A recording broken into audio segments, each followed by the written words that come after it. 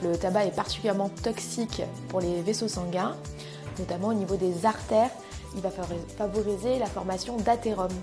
L'athérome, c'est des dépôts de cholestérol dans la paroi des artères et ça va toucher l'ensemble des artères du corps, donc les artères du cerveau et du cou où il peut provoquer des accidents vasculaires cérébraux, les artères du cœur où il va favoriser la survenue d'infarctus et les artères des jambes, c'est ce qu'on appelle l'artériopathie oblitérante des membres inférieurs.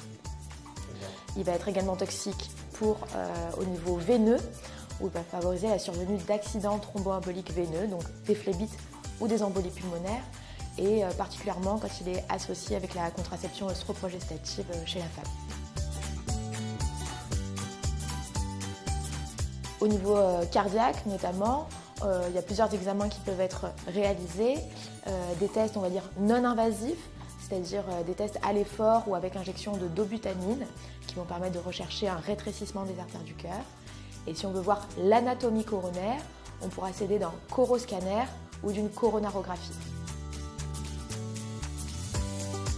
La coronarographie, c'est un examen qui va se réaliser dans un milieu hospitalier. Il peut être réalisé en ambulatoire ou lors d'une courte hospitalisation.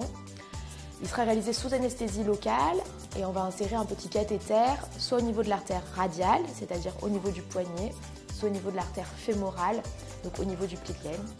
On va injecter un produit de contraste qui est le même que celui qu'on utilise pour un scanner injecté et ça va permettre de voir l'anatomie coronaire.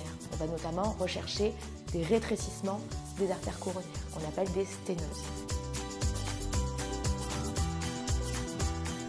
Si jamais il y a une sténose importante d'un ou de plusieurs troncs coronaires, on pourra discuter de différentes prises en charge qui peuvent passer soit par une prise en charge médicamenteuse, soit une prise en charge endovasculaire, c'est ce qu'on appelle une angioplastie.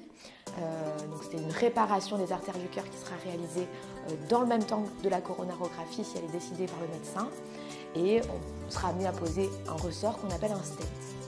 Le troisième type de prise en charge, ce sera le pontage qui est une solution chirurgicale.